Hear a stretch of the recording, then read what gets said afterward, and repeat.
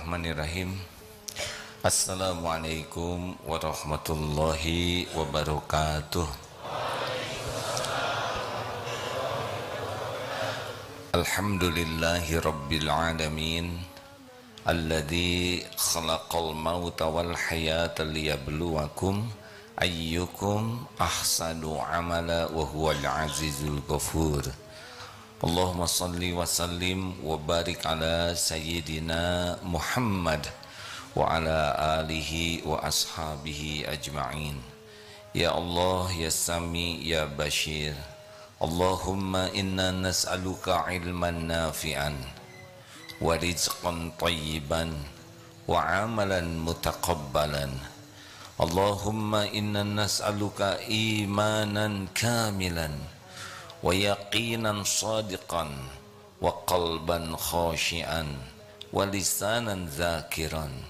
Ya Allah, Allahumma aftah lana hikmataka wansur alaina rahmataka ya dzal jalali wal ikram.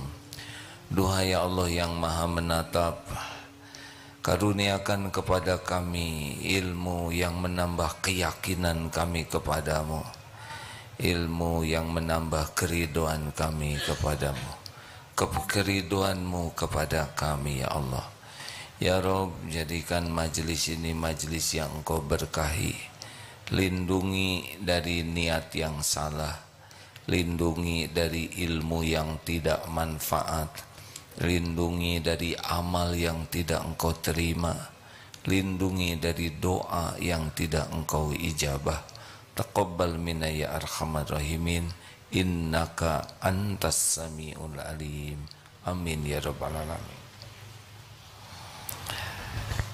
Alhamdulillah. Nomor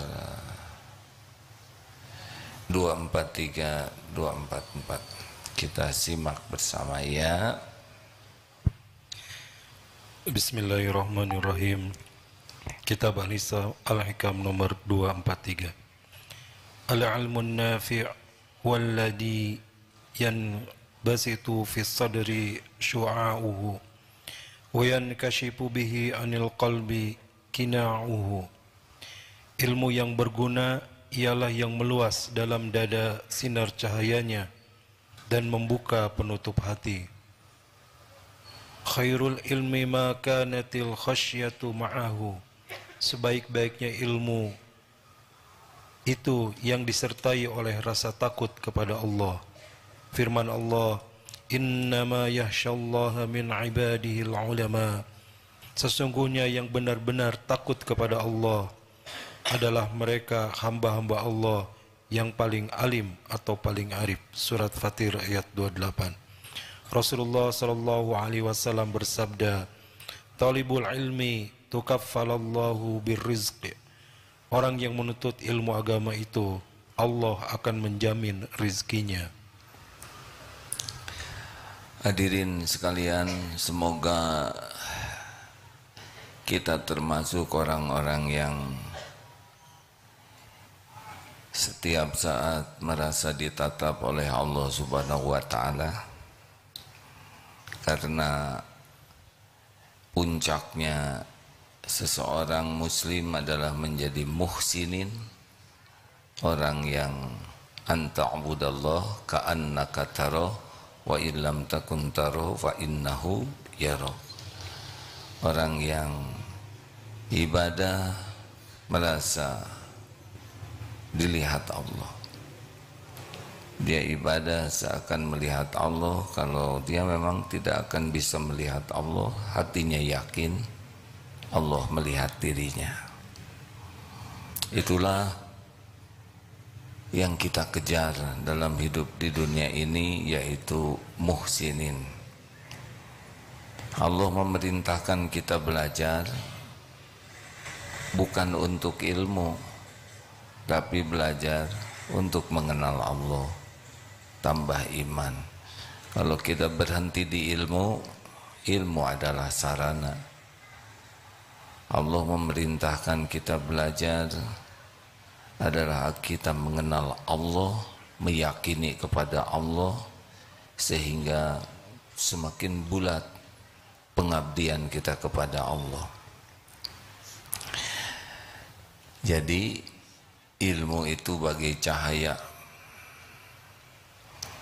Al-Junaid berkata, ilmu itu mengenal Tuhanmu dan tidak melampaui kedudukan dirimu, yakni benar-benar kita jadi sadar sebagai seorang hamba. Imam Malik bin Anas radhiyallahu anhu berkata, bukan yang bernama ilmu itu kepandaian atau banyaknya meriwayatkan, tetapi ilmu itu cahaya yang diturunkan Allah di hati, dalam hati manusia, dan bergunanya ilmu itu untuk mendekatkan manusia kepada Allah dan menjauhkannya dari kesombongan diri. Hadirin sekalian, Allah Subhanahu wa ta'ala mengetahui segala-galanya. Tidak ada yang tersembunyi bagi Allah. Innallaha la yakhfa alaihi syai'un fil ardi wala fis sama. Sesungguhnya bagi Allah tidak ada yang tersembunyi, baik di bumi maupun di langit, baik yang terang-terangan maupun yang tersembunyi di dalam hati. Inti daripada belajar adalah meluruskan niat. Allah tahu kita belajar untuk mencari apa. Allah tahu persis. Wa huwa alimum bidatis sudur. Dan Dia mengetahui apa yang ada di dalam dada kita.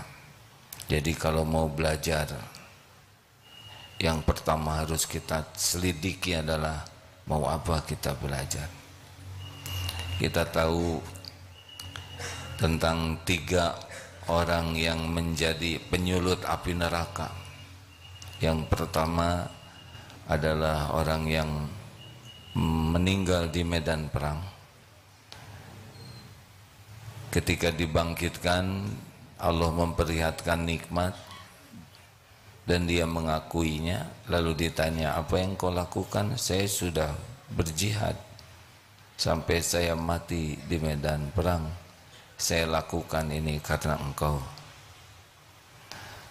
Lalu Allah yang maha tahu segala isi hati berfirman, kadzab, dusta kamu.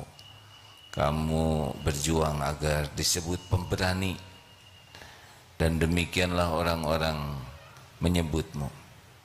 Lalu diseret dalam keadaan tertelungkup menjadi ahli neraka.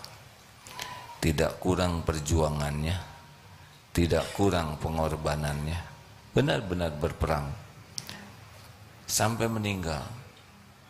Tidak kurang pengakuannya.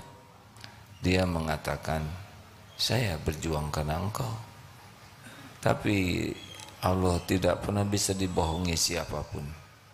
Apalah artinya pengakuan yang berbeda dengan isi hati? Dia gagal bukan kurang perjuangan, bukan kurang pengorbanan, bukan kurang pengakuan. Yang kurang satu saja. Apa? Hatinya. Sangat sibuk dengan kedudukan di sisi manusia. Yang kedua yang dihisab, yang belajar dan yang membaca Quran. Ketika dihisab, Allah perlihatkan nikmat, dia mengakuinya. Apa yang kau lakukan? Saya belajar karena engkau. Saya membaca Quran karena engkau. Lalu Allah berfirman, kadzabta, dusta kamu. Kamu belajar karena ingin disebut alim, orang berilmu, ingin disebut ustad, kiai, syekh, dai kondang, ingin disebut qori, qori'ah, hafiz, hafizah, dan sudah engkau dapatkan. Di dunia orang-orang memanggilmu seperti itu. Di akhirat diseret, tertelungkup. Tidak kurang ilmu agamanya, tidak kurang kefasihannya, tidak kurang juga dakwahnya. Yang kurang cuma satu saja, hatinya dipenuhi oleh selain Allah. Dia lebih menikmati pengakuan orang, penilaian orang, kedudukan di hati orang dengan menggunakan amal-amal hak Allah. Dan yang ketiga adalah dermawan. Oh ya, itulah sebabnya di Baitul Quran yang masih sangat sederhana di Darut Tauhid itu tidak menjadi fokus harus hafal 30 juz, tapi bagaimana setiap huruf yang dibaca dengan ikhlas supaya Allah ridho. Tidak semua orang ditakdirkan hafal 30 juz, dan takdir hafal 30 juz juga itu ujian. Kalau jadi ujub, jadi ria, jadi takabur, maka itu jadi berat. Yang ketiga adalah dermawan. Ada yang terus sedekah tapi tidak juga jadi ahli neraka, tidak juga jadi ahli sorga, maaf, malah jadi ahli neraka. Bukan kurang sedekahnya, Allah tahu di hatinya suka sekali dia diakui sebagai dermawan. Maka mudah-mudahan semua santri yang ada di Darut Tauhid ini selalu memeriksa niat. Tidak penting kita dianggap pintar, tidak penting sama sekali kita diakui orang berilmu, tidak penting kita disebut sebagai ustadz atau apalah sebutan. Yang penting adalah setiap kali belajar Allah makin suka kepada kita. Selebihnya Allah lah yang membuka hati kita. Dan nikmat terbesar dalam hidup ini adalah ketika kita belajar, dibuka hati kita bisa mengenal Allah, yakin kepada Allah, tidak ada bandingannya. Mungkin pekerjaannya tukang sate atau jualan cireng, mungkin pekerjaannya cleaning service, mungkin berbagai pekerjaan lain, tapi hatinya benar-benar rapat ingat kepada Allahnya tuh padat sekali. Kalau sebuah lemari berisi 24 laci besar dan tiap laci berisi, kalau satu ruangan 24 lemari, katakanlah 24 jam, satu lemari berisi 60 laci, dan setiap lacinya ada 60 laci kecil, dan semuanya diisi dengan ingat kepada Allah, Allah, Allah, sehingga betul-betul ketika dibuka hanya Allah yang benar-benar mendominasi pikiran hatinya. Nah, inilah orang yang paling beruntung, karena Nabi Rasul diutus untuk membuat kita kenal kepada Allah. Al-Quran diturunkan untuk membuat kita kenal kepada Allah dan mengetahui apa yang Allah sukai, dan mengabdikan diri kita kepada Allah sepenuhnya. Ini intinya. Jadi kalau kita baca di sini, menurut Imam Syekh Ibnu Athaillah, sebaik-baik ilmu itu ilmu yang menjadi cahaya di hatinya. Ketenangan itu adalah hadiah bagi orang yang zikrullah. Ilmu itu harus membuat kita makin mantap zikrullahnya kepada Allah. Jangan sampai kita belajar tapi hanya sampai kepada pelajaran, tidak sampai kepada Allah.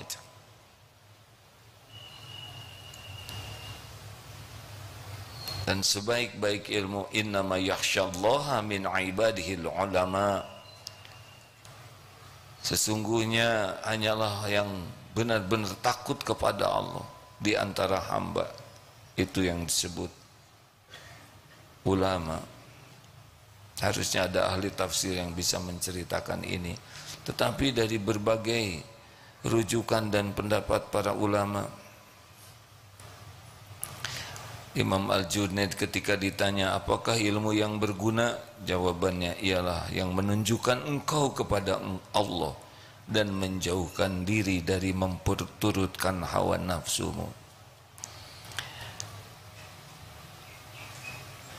Masih ingat ketika Rasulullah bersabda, innallaha la yanzuru ila suwarikum wa amwalikum walakin yanzuru ila qulubikum wa a'malikum.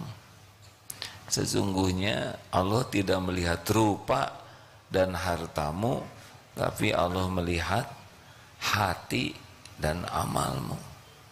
Jadi makin tinggi ilmunya, hatinya semakin bersih dan amalnya semakin melimpah berkualitas. Jadi pesantren kita ini fokusnya sederhana, kita belajar terus, dan dengan ilmu itu hati kita menjadi semakin bersih dari kemusyrikan, bersih dari kemunafikan, bersih dari ujub, bersih dari takabur, bersih dari kedengkian, bersih dari cinta dunia walaupun dunia ada di tangan kita. Inilah hakikat ilmu. Kemudian ilmu sekecil apapun yang kita dapatkan, sekuat tenaga kita amalkan. Wah, kalau begitu kita meninggal belum banyak ilmu, tidak apa-apa. Yang penting kita belajar terus menerus dan diamalkan. Karena Allah melihat apa yang kita lakukan. Kita belajar, ketekunan kita belajar disaksikan oleh Allah. Selain hati, Allah juga melihat ketekunan kita belajar dan kesungguhan kita mengamalkan. Jadi jangan sampai kita terus nambah ilmu tapi amal kita tidak bertambah.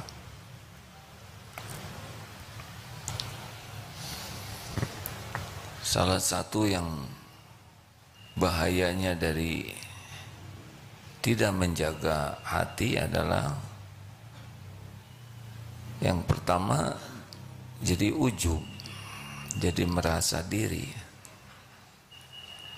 Persis iblis juga menjadi terkutuk karena ana khairu minhu, saya lebih baik dari dia, dari Adam.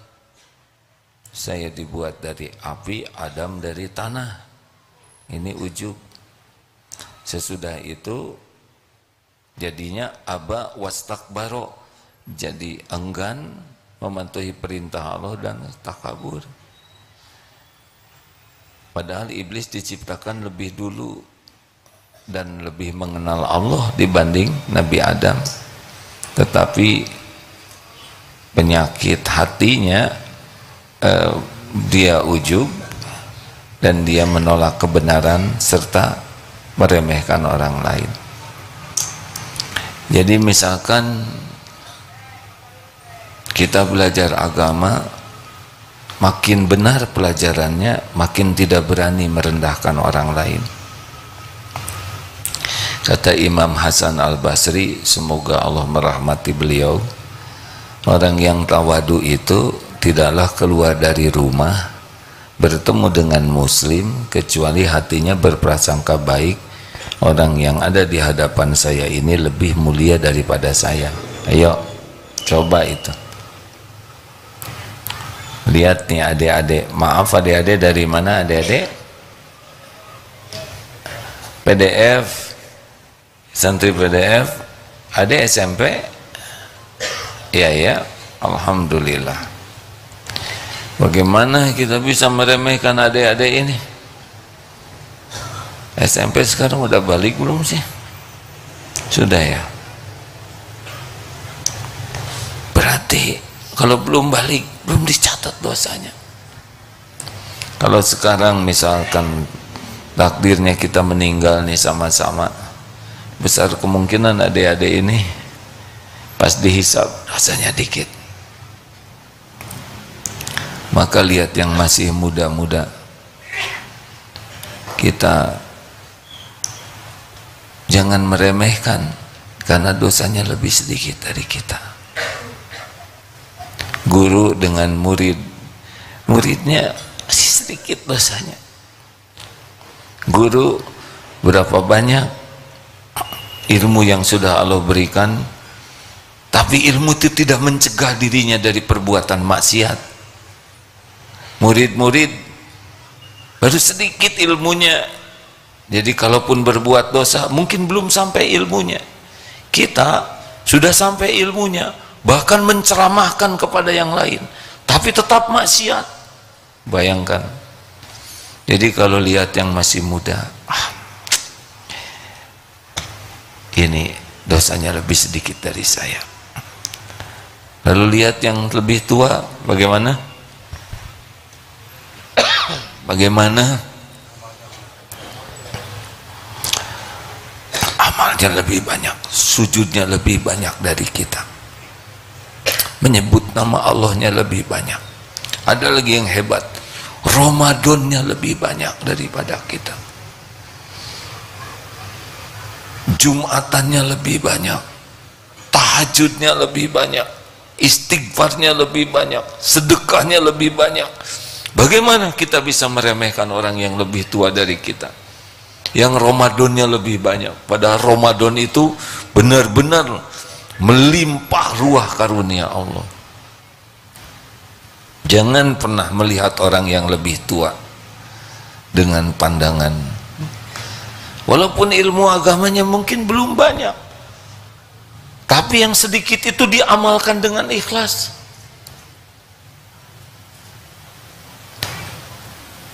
Bagaimana lihat orang yang punya kekurangan dan kesalahan? Siapa tahu belum tahu, atau jangan-jangan kesalahan ini, dosa ini yang mengantarkan tobat nasuha. Berapa banyak orang yang melesat kedudukannya jauh lebih tinggi dari kita karena tobatnya lebih sungguh-sungguh daripada kita yang hampir tidak pernah mengeluarkan air mata penyesalan. Kita tidak tahu tangisan di penghujung malam tiap orang seperti apa.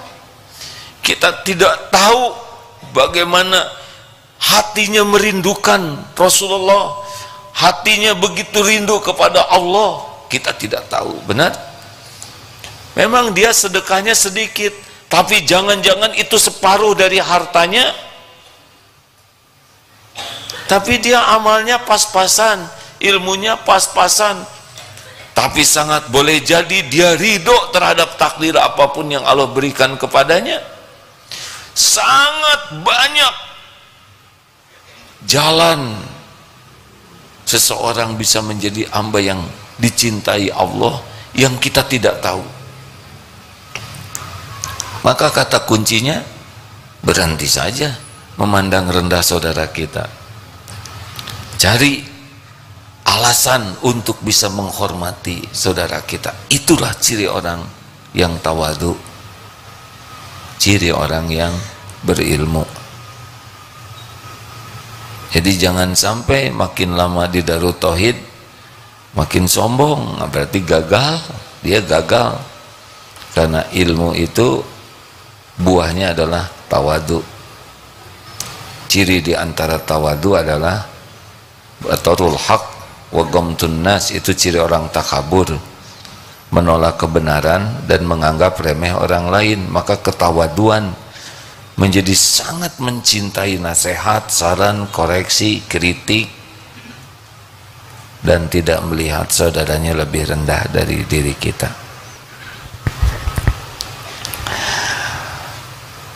Allah melihat lintasan hati kita. Surat apa? Wa idza khatabahumul jahiluna qalu salaman. Al-Furqan ayat 63. Boleh dibacakan? Bismillah. Quran surah Al-Furqan surah ke-25 ayat 63. أعوذ بالله من الشيطان الرجيم وعباد الرحمن الذين يمشون على الأرض هونا وإذا خاطبهم الجاهلون قالوا سلاما. Hamba-hamba Tuhan yang Maha Pengasih itu adalah yang berjalan di atas bumi dengan rendah hati, dan apabila orang-orang bodoh menyapa mereka dengan kata-kata yang menghina, mereka mengucapkan salam.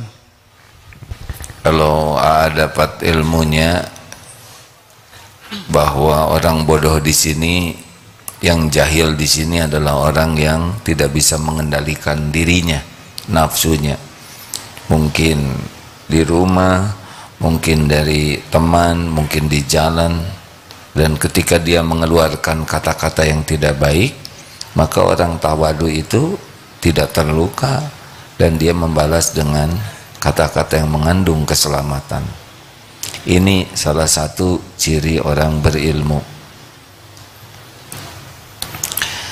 Coba Ustadz, menurut Imam Ibnu Athaillah yang 245, ini pas kita membahas ini. Ada satu lagi yang bisa menambah manfaat nih. Al-ilmu in qaranathul khasyatu falaka wa illa fa'alaika.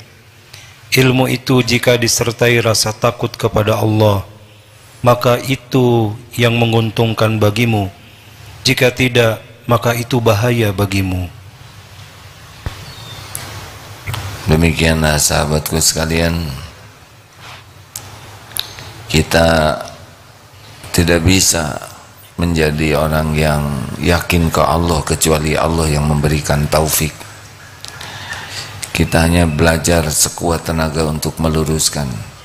Seperti mau ceramah ya, ada yang mau ceramah seperti ini nih, sekarang AA sedang ceramah.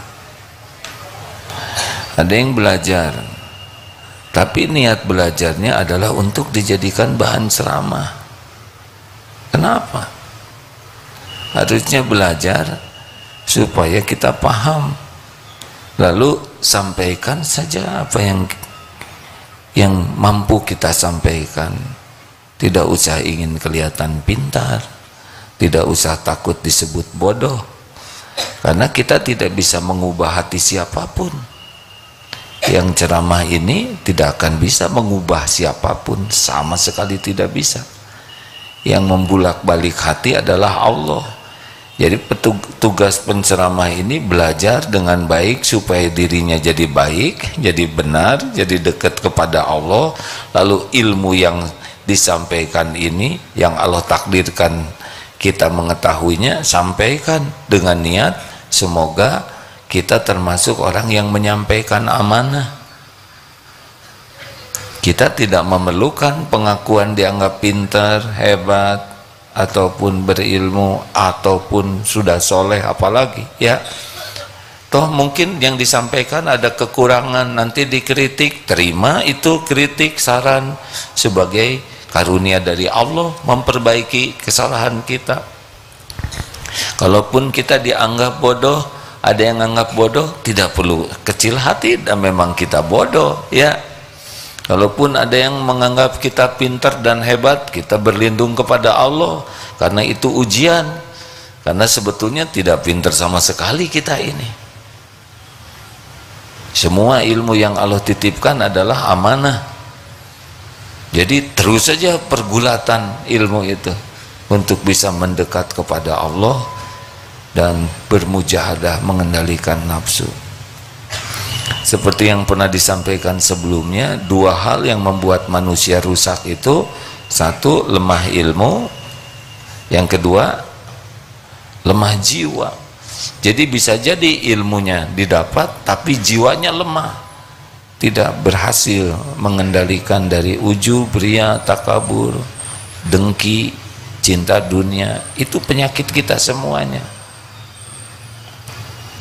Dan kalau kita bicara begini, menyimak ini, jangan pernah pikiran kita lari menilai seseorang pada diri sendiri saja. Jangan sampai ketika duduk begini, oh iya, ini kayak teman saya nih, dosen di STAI, dia kayaknya ria. Itu sudah suudon. Bagaimana kita tahu niat orang? Kan? Qadarullah suatu saat sedang sholat, imamnya bacaannya salah, atau ada yang lupa, ada yang kurang. Sesudah selesai sholat, tiba-tiba kita memandang remeh imam tersebut, hanya karena satu bacaannya. Padahal salahnya itu adalah boleh jadi perlindungan dari Allah supaya imam itu tidak ujub. Karena kalau suara bagus, bacaan bagus, semua orang memuji, bisa ain. Buat saja jadi lupa, sehingga ini nggak jadi bagus nih, nggak jadi dipuji. Boleh jadi itu perlindungan Allah dari ujub, dan kita tidak usah malu. Akhirnya tidak kepilih jadi imam, gak ada masalah, karena bagi kita bukan status yang dipentingkan. Tiap bacaan Quran, tiap sholat disukai Allah, selesai. Perkara dapat jabatan apa, kedudukan apa, juara atau tidak, itu sama sekali bukan sesuatu yang hebat. Yang hebat itu tiap bacaan kita diterima oleh Allah. Benar? Apalagi yang menarik dalam hidup ini selain diterima oleh Allah Subhanahu wa ta'ala. Dan inilah pekerjaan kita setiap saat, belajar supaya diterima Allah, amalkan supaya diterima oleh Allah. Allah mengetahui mujahadah kita, menjaga hati dalam belajar, berusaha mengamalkan, jatuh bangun, kita minta kepada Allah, dan Allah nanti yang membimbing kita. Mungkin tidak sempat kita menguasai semua ilmu karena umur kita mungkin tidak panjang, ya tidak apa-apa, yang penting belajarnya mendekatkan ke Allah, mengamalkan ilmu yang ada mendekatkan ke Allah. Itulah sebetulnya yang paling penting yang dapat saya pahami dari belajar agama. Jadi tambah iman, tambah yakin ke Allah, dan tambah amal solehnya. Wallahu alam. Akan ditambahkan Ustaz, silakan, ada yang mau menambahkan? Bagaimana menurut Ustadz Mulyadi?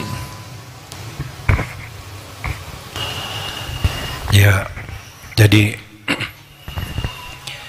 ilmu yang paling penting dan harus kita belajar adalah ilmu tentang Allah, dan definisi ulama itu adalah bukan yang sekedar memakai sorban atau di mimbar, tetapi memang disebutkan sebagai surat Fatir ayat 28 tadi adalah yang paling takut kepada Allah. Jadi ilmu tertinggi adalah yang mengantarkan seseorang takut kepada Allah. Begitu, Pak. Orang takut kepada Allah itu seperti apa? Bedanya takut ke makhluk jadi jauh takut. Kalau takut ke Allah sebaliknya, jadi sangat semangat ingin dekat dengan Allah, semangat bersegera dengan amalan fardu, dan terus menghiasi diri dengan amalan sunnah. Karena orang takut ke Allah itu yakin Allah menatap dirinya setiap saat. Yang ditakutinya itu, ya orang takut kepada Allah, yang ditakutinya itu dicabut nikmat iman. Ini yang paling mengerikan dalam hidup kita ini. Dicabut keimanan, dicabut hidayah kita, itu mengerikan sekali. Berarti kita fatal celakanya. Allah membulak-balik hati kita jadi malas ibadah. Ini yang menakutkan. Penjagaan terhadap kita diambil sehingga kita jadi mudah maksiat. Ini yang mengerikan. Jadi takut kepada Allah tuh diantaranya adalah menjadi takut kehilangan. Takut kehilangan karunia Allah yang besar, takut kehilangan zikir, takut kehilangan tahajud, takut kehilangan air mata tobat. Orang yang yakin kepada Allah setiap saat merasa ditatap Allah, sehingga sudah tidak ribet lagi dengan penilaian makhluk, yakin dengan janji jaminan Allah. Seperti kata ulama, yang mengatakan seorang beriman itu pasti tenang sekali hidupnya, tenang sekali. Tentang rezeki, bagaimana mungkin kita galau tentang rezeki, sedangkan Allah sudah menjamin rezeki kita. Wa ma min dabbatin fil ard illa 'alallahi rizquha. Apa yang untuk saya tidak akan lepas dari saya. Apa yang bukan untuk saya tidak akan ketemu. Saya tidak akan mati sebelum berjumpa dengan apa yang Allah tetapkan untuk saya. Apa? Dan kita sudah ditetapkan ajal kita. Tiap waktu makin dekat. Apa tidak lebih baik tiap waktu kita isi dengan amal? Kita bekerja, tapi diniatkan sebagai amal soleh, bukan mencari rizki, tapi menjemput rizki. Yang dicari adalah keberkahannya. Jadi selama bekerja di Darut Tauhid itu bukan memikirkan gaji, tambahan penghasilan, pikirkan bagaimana ini saya bekerja jadi amal soleh. Allah tahu keperluan kita lebih tahu dari kita sendiri. Allah tahu keinginan kita, Allah tahu yang terbaik, dan semua yang ada dalam pikiran, di hati, bahkan yang belum terpikirkan, Allah sudah mengetahuinya. Dan Allah memiliki apapun yang kita inginkan, dan tidak akan sampai kepada kita kecuali dengan izin Allah. Jadi tenang saja hadirin ya. Jadi orang yang beriman enggak riweuh hidupnya tuh, enggak ribet. Ribet itu ciri kurang iman. Ingat masa depan, kullai yusibana illa ma kataballahu lana huwa maulana wa 'alallahi falyatawakkalul mu'minun. Katakanlah, sekali-kali tidak akan menimpa kepada kami kecuali apa yang Allah tetapkan untuk kami. Dialah Allah maula kami, dan kepadanya lah orang beriman bertawakal. Yakin ada Allah yang menguasai. Sempurnakan saja hari ini. Siapa mahasiswa yang nanya, aduh bagaimana ya nanti saya kalau sudah selesai kuliah, saya dapat kerjaan belum? Saudara semester berapa? Semester 2. Ngapain mikirin selesai kuliah? Belum tentu hidup. Siapa tahu semester 3 meninggal, ya kan? Sekarang aja jadi mahasiswa yang lurus, mahasiswa yang berusaha mengamalkan ilmunya, mahasiswa yang bersih hatinya, mujahadah saja. Nanti besok lusa Allah membimbing kita. Allah yang akan mengatur kita dapat ilmu tambahan apapun, karena semua kejadian ada dalam kekuasaan Allah. Bagaimana tentang yang lalu? Ma asaba min musibatin fil ard wala fi anfusikum illa fi kitabim min qabli an nabra'aha inna dzalika 'ala Allah yasir.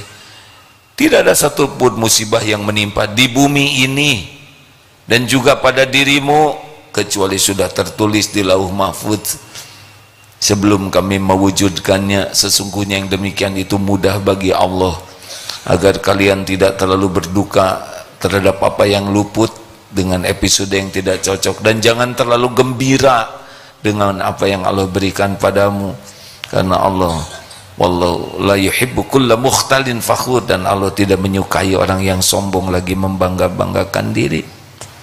Sudah yang lalu memang sudah garisnya, kita harus lalui begitu. Tinggal ridho, kalau itu kepahitan minta ampun yang banyak. Bagaimana yang sekarang kita jalani? Niatkan saja jadi amal soleh. Semuanya niatkan sebagai pengabdian kita kepada Allah, tidak usah ribet dengan penilaian, pengakuan, penghargaan, imbalan, balas budi, gak akan kemana-mana. Pikiran kita satu saja, lakukan yang terbaik dengan niat supaya Allah yang maha melihat, maha menatap, ridho, menerima. Udah begitu saja, lebih sederhana hidup ini. Akan banyak kejadian yang disuka, tidak suka, lapang, sempit, ada, tiada, dipuji, dicaci, mudah, rumit, sehat, sakit, semuanya baik kalau kita sikapi mencari keridhaan Allah. Jadi harusnya dengan ilmu yang kita pelajari, tenang hidup ini, menjadi sangat tenang. Ajeg, mantap, bulat, itu buah dari ilmu. Kalau berbuah iman, ilmu itu buahnya imannya menguat. Apa buah iman menguat? Akhlak semakin baik, hidupnya jadi semakin takwa kepada Allah Subhanahu wa Ta'ala. Ada pertanyaan? Tidak ada, alhamdulillah. Oh, ada KKN. Apa KKN? Kuliah kerja nyata.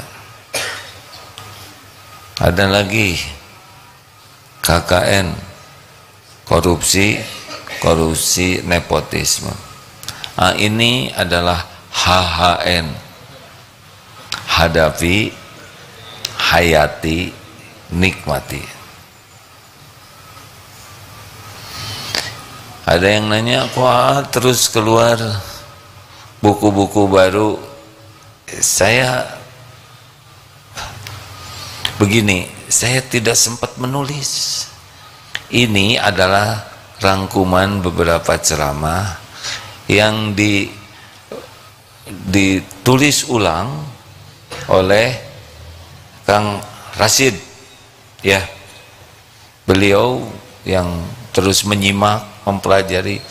Lalu karena ceramah ini sering kurang dalilnya, atau mungkin ada yang kurang pas, maka dilengkapi dengan dalil-dalil yang lebih bagus dari ceramahnya.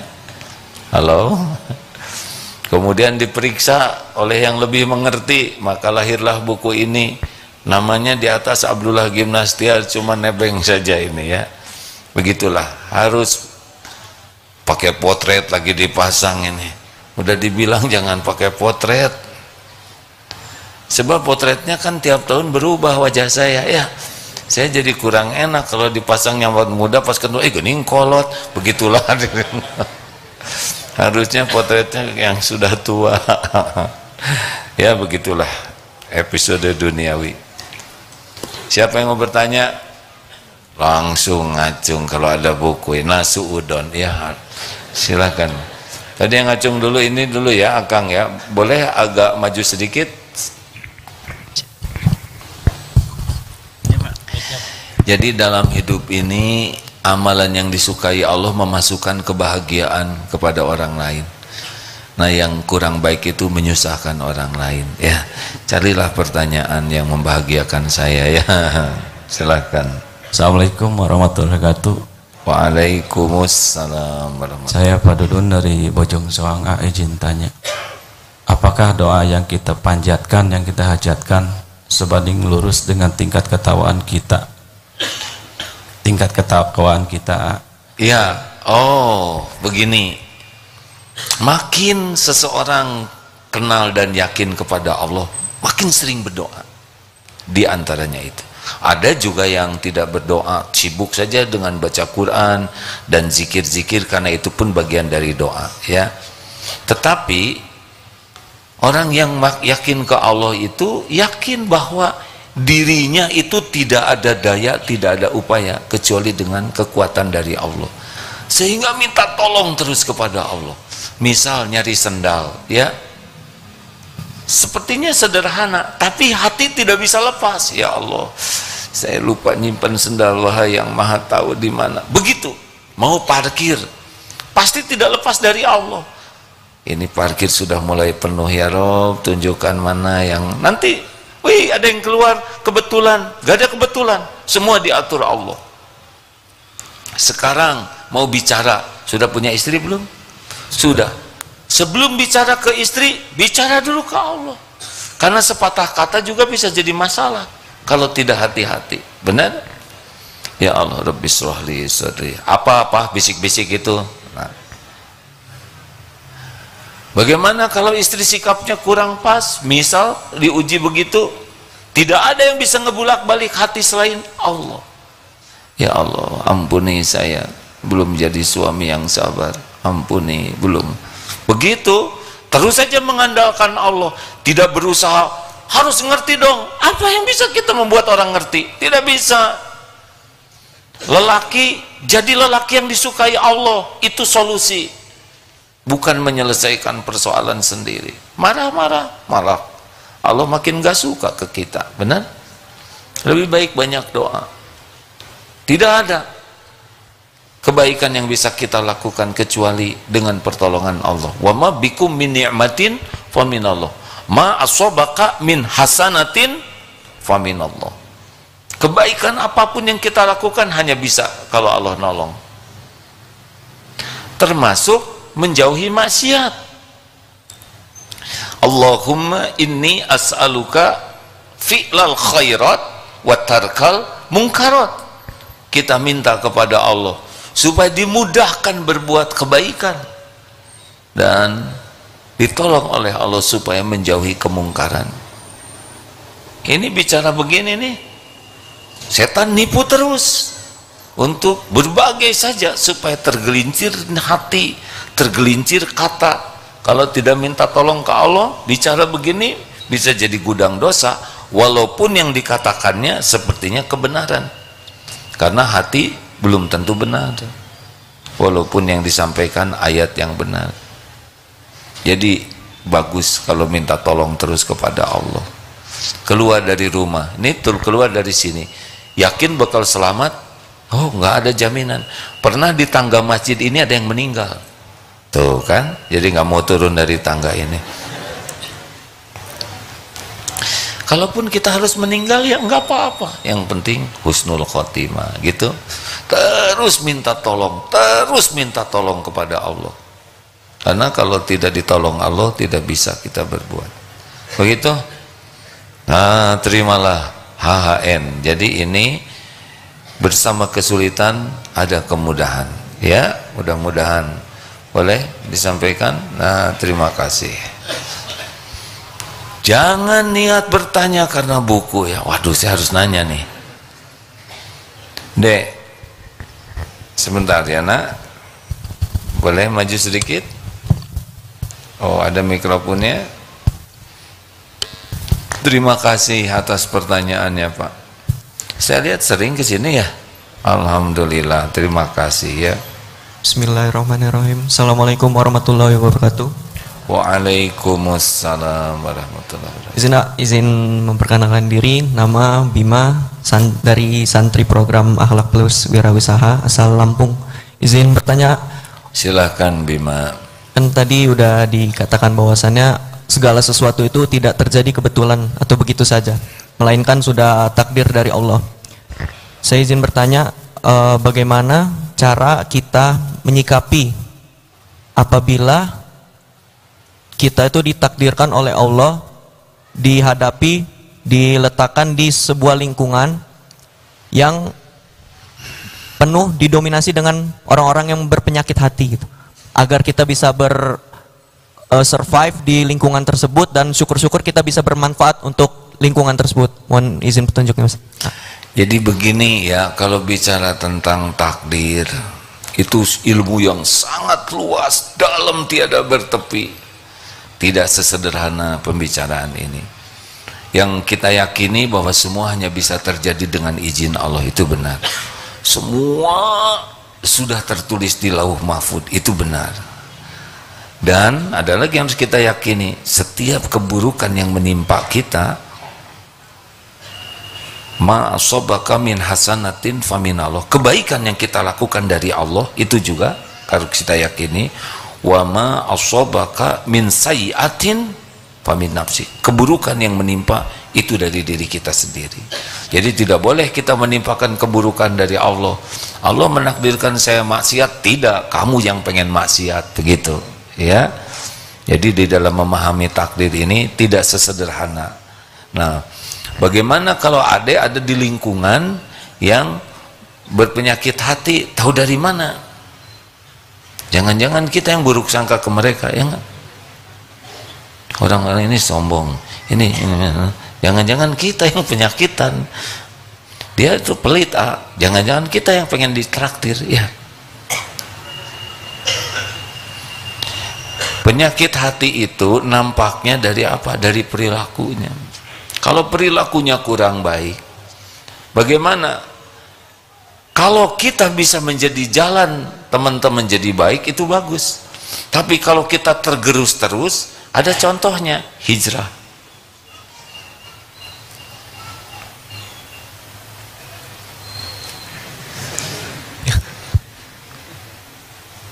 Udah. Kenapa kita pengangguk-angguk begini?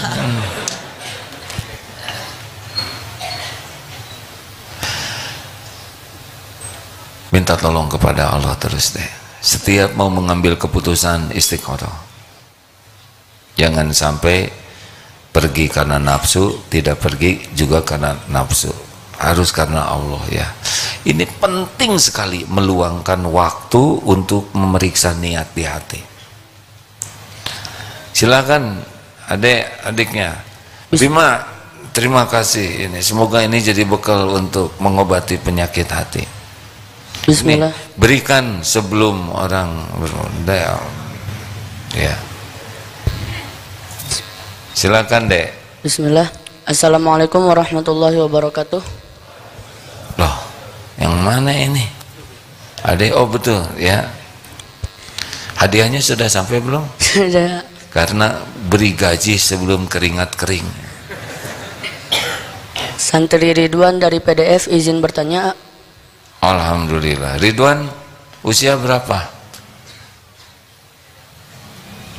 Namanya siapa? Ridwan. Loh, kenapa ditanya lihat kiri kanan?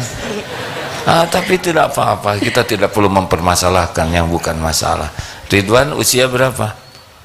18 tahun. Alhamdulillah. Izin bertanya. Ada tadi berapa yang dibolehkan di sini? 3. 3. Barusan sudah 1 agak panjang, dianggap 1,5 ya. Tadi pas kajian menyampaikan kepada kita semua bahwa kita hanya bisa meluruskan niat kita semua. Yang ingin saya tanyakan, bagaimana cara efektif untuk meluruskan niat kita? Ya, diluruskan aja ya. Jadi ilmu ikhlas itu adalah ilmu sepanjang hayat deh. Makanya setan itu tidak berdaya kepada mukhlasin, karena ilmu tertinggi ya. Dunia ini berguncang, lalu Allah menciptakan gunung sebagai pasaknya. Ada yang lebih kuat dari gunung? Ada, yaitu besi. Dengan besi gunung dipangkas. Ada yang lebih kuat dari besi? Ada, yaitu api. Dengan api besi lumer. Ada yang lebih kuat dari api? Ada, yaitu air. Api padam. Ada yang lebih kuat dari air? Ada, yaitu angin. Air bisa diangkat, dihempas. Ada yang lebih kuat dari angin? Ada, yaitu orang yang memberi dengan tangan kanan dan tangan kirinya tidak tahu. Ini perumpamaan betapa kuatnya orang yang ikhlas itu. Perkasa, makhluk paling hebat tuh. Nah, perjalanannya panjang karena ria itu senantiasa bisikan utama dari setan dalam merusak amal kita. Latihannya 5 aja deh. 1, latihan untuk tidak harus diketahui orang amal kita. Latihan memperbanyak amalan rahasia, sembunyi-sembunyi beramal, terutama amalan sunnah. Bolehkah ketahuan orang? Boleh, kalau niatnya menjadi contoh, memotivasi, menginspirasi supaya orang tidak suudon, boleh. Terutama yang disunahkan diperlihatkan adalah amalan fardu. Yang kedua, ada orang, tidak ada orang, sama atau tidak? Kalau ada orang kita jadi semangat, tidak ada orang tidak semangat, berarti karena orang. Dilatih, ada orang, tidak ada orang, semangat saja terus melakukan yang terbaik. Kalau kita menjauhi maksiat, malu nih buka HP di depan orang. Kalau lagi sendirian dia lancar buka HP, berarti itu masih belum. Orang yang benar-benar ikhlas itu dia tidak maksiat di depan orang, juga dalam kesendirian dia tidak maksiat. 3. Latihan ikhlas itu, orang yang kurang ikhlas itu biasanya dipuji semangat, tidak dipuji tidak semangat, dicaci patah semangat. Kalau mau latihan jadi orang ikhlas, udah nggak usah ribet dengan penilaian orang. Dipuji, tidak dipuji, dicaci, anteng aja, karena Tuhan kita bukan mulut orang. Jadi kalau kita dipuji semangat, nggak ada yang muji, nggak semangat. Kemudian dicaci, patah semangat. Misal mau ada tamu kunjungan, bagian baca Quran sebagai qori, menjelang mau baca Quran, ternyata tamunya ini juga bawa santrinya mau baca Quran. Jadi sudah latihan 1 minggu, 1 pekan mau ngaji, tiba-tiba enggak jadi. Kalau kecewa dan sakit hati, berarti memang lebih sibuk dengan penilaian orang. Tapi saya sudah latihan seminggu, kalau niatnya ikhlas, seminggu dicatat jadi amal.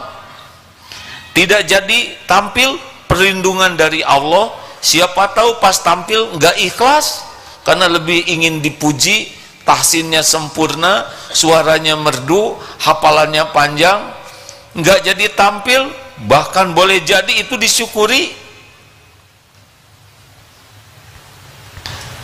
4. Jangan ingin diperlakukan spesial karena amal-amal kita. Tidak usah kita ingin orang lain memperlakukan kita spesial. Cik atau bu, dimurahin, kurangin harganya. Saya kan sudah hafal 5 juz. Apa kaitan beli oncom dengan hafalan Quran? Jangan karena kita merasa ini ingin diperlakukan spesial, ingin diberi tempat yang spesial. Toh ada yang memberi penghormatan kepada kita, ya itu udah ujian dari Allah, tapi tidak usah. Saudara sudah tahu belum siapa saya? Misal ada yang ngomong gitu, terus oleh Allah dibuka aibnya, hancur. Yang kelima, jangan ingin dibalas budi. Lakukan, lupakan, dah anteng saja. Secara teori gampang disampaikan, tapi perjuangannya sepanjang hayat.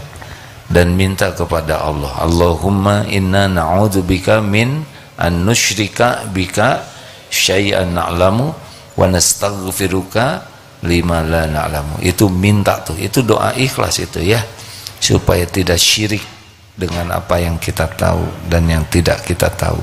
Terakhir, selesai ya. Ibu-ibu tidak ada yang nanyakan?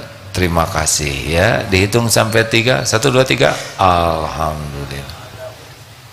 Bukunya sudah habis bu. Ada juga HP saya, bagaimana? Tidak ada masalah. Bonus silakan, ada 2 menit lagi. Oh, saya absen dulu ya. Tamu kita hari ini rombongan DWP Kabupaten Subang. Mana DWP? Apa DWP artinya? Dharma Wiranta, alhamdulillah. Dharma Wanita. P-nya? Oh, ya. Sebetulnya nggak begitu jelas sih kedengaran, tapi nggak apa-apa lah, yang penting bahagia ya. Dan wisata hikmah dari Malaysia sudah datang belum Ustaz Aidil? Silakan. Assalamualaikum warahmatullahi wabarakatuh. Waalaikumsalam warahmatullahi wabarakatuh. Mohon nasihat, bagaimana caranya kita supaya iman kita makin hari makin tambah baik, bahkan ajeg seperti AA bilang ya. Karena pada kenyataannya turun naik, itu saja. Assalamualaikum. Kalau pertemuan seperti ini apa yang Ibu rasakan? Tentu lebih meningkat. Lebih meningkat. Ya. Nah, jadi dengan nambahnya ilmu bisa nambah iman gitu Bu? Iya, insya Allah. Satu, itu caranya. Tambah ilmu terus. terutama tentang keyakinan kepada Allah dan amal yang disukai Allah. Kalau lingkungannya di masjid begini, rasanya ibu nambah iman atau turun iman, Bu? Nambah tentunya. Nah, itu yang kedua, ibu harus rajin di masjid atau lingkungan majelis ilmu seperti ini. Kalau kumpul dengan orang-orang yang seperti ini di masjid ini, nambah iman atau ngerusak iman, Bu? Menambah. Menambah. Itu dia yang ketiga. Ibu harus jaga pergaulan, jangan sampai salah teman. Tidak usah banyak teman, tidak apa-apa. Karena ada yang mengatakan kita harus banyak teman. Benar, banyak teman, tetapi teman karib tidak usah banyak. Teman yang suka ngobrol, curhat dan sebagainya itu harus hati-hati. Saya dengar ceramah dari Ustadz Herman, kalau kita curhat dengan orang, yang dicurhatin juga kalau belum kuat ilmu dan imannya, saya teh banyak masalah, Bu, apalagi saya gitu. Kepala saya sering pusing, ibu mah untung cuman kepala, saya kepala, pundak, lutut, kaki. Curhat ke orang yang dicurhatin malah lebih punya kesempatan pamer penderitaannya. Atau katanya, sing sabar ya Bu. Tapi kalau curhat ke Allah, lalu Allah memerintahkan kita sabar, jadi sabar kita. Kalau tahajud nambah iman tidak kira-kira, Bu? Han? Iya, menambah. Berarti ibu nggak boleh lepas tahajud, tambah terus tahajudnya. Tahajud itu salah satu penambah iman. Begini hadirin, kalau kita senang amalan fardu, kalau ingin cepat nambah iman, perbanyak amalan sunnahnya. Rawatib, tahajud. Bu, halo, mana ya. Ibu tadi? Terhalang. Oh, terhalang. Nggak Siapa ini? Tungkul kaset ya. Nggak apa-apa. Jadi ibunya gini lagi. Kalau banyak ngobrol nambah iman atau bisa ngurangin iman, Bu? Mengurangi. Jangan banyak ngobrol. Saya senang ibu bertanya dan ibu menjawab ya. Jangan banyak ngobrol. Ngobrol tuh boros sekali, Bu. Kecuali perkataan yang baik. Falyakul khairan aw liyasmut. Hati-hati, Bu, kalau ngobrol itu cenderungnya jadi dosa. Ada ria, ada ditambah-tambah, ada pamer, ada ujub, ada merendahkan orang, ada bohong, ada fitnah, ada gibah. Tidak aman bagi orang yang ingin imannya kuat. Kurangi bicara seminimal mungkin.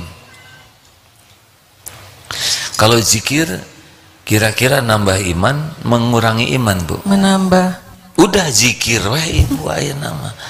Terima kasih ya Bu atas semua jawabannya. Saya jadi enggak, sering kali datang malas.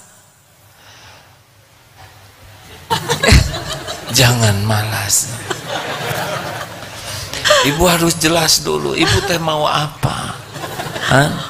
Mau nambah iman, mau rusak iman? Mau menambah iman. Ibu ingin bahagia atau tidak? Bahagia itu cuma dua kuncinya, Bu. Iman dan amal soleh. Kalau kita tidak serius meningkatkan iman, berarti kita tidak akan bahagia dalam hidup ini. Jadi kalau udah tujuan ibu, saya pengen bahagia, bahagia itu dengan iman dan amal soleh, maka kesibukan saya harus nambah iman, dan saya jauhi yang merusak iman, dan kesibukan saya jadi amal soleh, tidak amal salah. Sederhana hidup, Bu. Cari ilmunya, gimana iman menguat, amalkan, dah gitu aja. Gak usah risau tentang dunia, tidak kemana-mana. Kalau kita ikhlas belajar, ikhlas mengamalkan, dan sungguh-sungguh, Allah tahu yang kita lakukan. Allah janji, walladzina jahadu fina lanahdiyannahum subulana. Dan orang-orang yang sungguh-sungguh mencari keridhaan Allah, Allah benar-benar menunjukkan jalan-jalannya. Kita sejengkal, Allah sedepa. Kita sedepa, Allah sehasta. Kita jalan ke arah Allah, Allah seakan berlari memburu kita. Masya Allah. Tidak sulit Bu dekat dengan Allah. Yang sulit itu dekat dengan orang. Kenapa tidak sulit dekat dengan Allah? Karena Allahnya maha dekat. Dan Allah suka kita mendekat kepadanya. Sayangnya, yang Ibu katakan tadi, malas itulah. Jadi gini, orang bodoh bisa sukses? Bisa. Dengan izin Allah. Orang miskin bisa sukses? Bisa. Dengan izin Allah. Orang, ini mah orang kampung, orang udik bisa sukses? Bisa. Yang tidak bisa sukses tuh orang malas. Pulen itu Bu kalau di dalam makanan tuh. Ya. Jelas Bu? Iya. Doa, Ibu udah tahu doa minta supaya tidak malas? Belum. Allahumma paksakan diri. Allah maksakan. Allah bukan itu Bu, semua. Allahumma inni a'udzubika minal hammi wal hazani wa a'udzubika minal ajzi wal kasal wa a'udzubika minal jubni wal bukhl wa a'udzubika min ghalabatid daini wa qahrir rijal. Minta dilindungi dari cemas dan sedih, dari lemah dan malas, dari sifat pengecut dan bukhl, dari jeratan hutang dan kezaliman orang-orang. Minta ya. Sudah lewat 6 menit. Terima kasih ya Bu. Terima kasih. Assalamualaikum warahmatullahi wabarakatuh. Waalaikumsalam. Terima kasih atas pertanyaan Ibu yang lengkap dengan jawabannya ya. Begitu kalau nanya teh hadirin, jadi kami dapat ilmu. Makasih ya Bu. Allahumma sholli ala Sayyidina Muhammad wa ala alihi wa ashabihi ajma'in. Alhamdulillahi Rabbil Alamin. Duhai Allah yang maha mendengar, telah Engkau dengarkan apapun yang terucap. Ya Allah, ampuni sekira ada terucap ilmu yang tidak manfaat. Kami berlindung kepadamu dari ilmu yang tidak membawa manfaat. Hujamkan pada diri kami hanya yang bermanfaat, yang menambah yakin kami padamu, yang mendekatkan diri ini padamu, yang menjadi amal-amal yang Engkau ridhoi. Rabbana zalamna anfusana wa illam taghfir lana wa tarhamna lanakunanna minal khasirin. Duhai Allah, ampuni semua dosa dan maksiat kami, sebanyak apapun dosa yang kami lakukan, yang sengaja, yang tidak sengaja, maksiat yang sembunyi-sembunyi, yang terang-terangan. Ampuni maksiat yang berulang-ulang. Ya Allah, jadikan umur yang tersisa ini benar-benar umur yang terpelihara. Allahumma inna nas'alukal huda wat-tuqa wal afafa wal ghina. Allahumma ati nufusana taqwaha wa zakiha anta khairu man zakaha anta waliyuha wa maulaha. Allahumma ighfir lana wa li walidina warhamhum kama rabbawna shighara. Duhai Allah, jadikan hari-hari yang tersisa dari hidup ini menjadi ahlul yakin, menjadi hamba yang benar-benar tidak ada keraguan. Jadikan setiap saat yang kami lalui seluruhnya hanya untuk-Mu ya Allah, hanya di jalan-Mu, hanya karenamu. Bimbing kami ya Rabb. Allahumma a'inna 'ala dzikri wa syukri wa husni ibadatik. Tolonglah kami agar hati ini selalu ingat kepadamu, senantiasa bersyukur, dan jadikan sepanjang waktu ini mengabdi dengan benar kepadamu. Allahumma ighfir lana wa li walidina warhamhum kama rabbawna shighara. Duhai Allah, ampuni semua dosa kami kepada orang tua. Ampuni dan sayangi ibu bapak kami. Muliakan fid dunya wal akhirat. Ya Allah, Rabbana hablana min azwajina wa dhurriyyatina qurrata a'yun waj'alna lil muttaqina imama. Allahumma ighfir lil mu'minina wal mu'minat wal muslimina wal muslimat al ahya'i minhum wal amwat. Allahumma a'izal Islam wal muslimin. Allahumma ansur ikhwanana fi Filastin. Tolonglah saudara-saudara kami ya Rabb di Palestina, di Uighur ya Karim. Engkau menyaksikan segalanya, tidak ada yang tersembunyi bagimu. Kuatkan, sempurnakan iman saudara-saudara kami ya Allah. Jadikan setiap perjuangannya benar-benar Engkau ridhoi ya Allah. Lindungi dari kejahatan, bebaskan dari segala penjajahan, cukupi dari segala kekurangan. Jadikan setiap yang wafat Engkau jamu jadi syuhada ya Allah. Jadikan perjuangan saudara-saudara kami menjadi bukti indahnya orang yang beriman. Rabbana atina fid dunya hasanah wa fil akhirati hasanah wa qina adzabannar. Subhana rabbika rabbil izzati amma yasifun wassalamun alal mursalin walhamdulillahi rabbil alamin.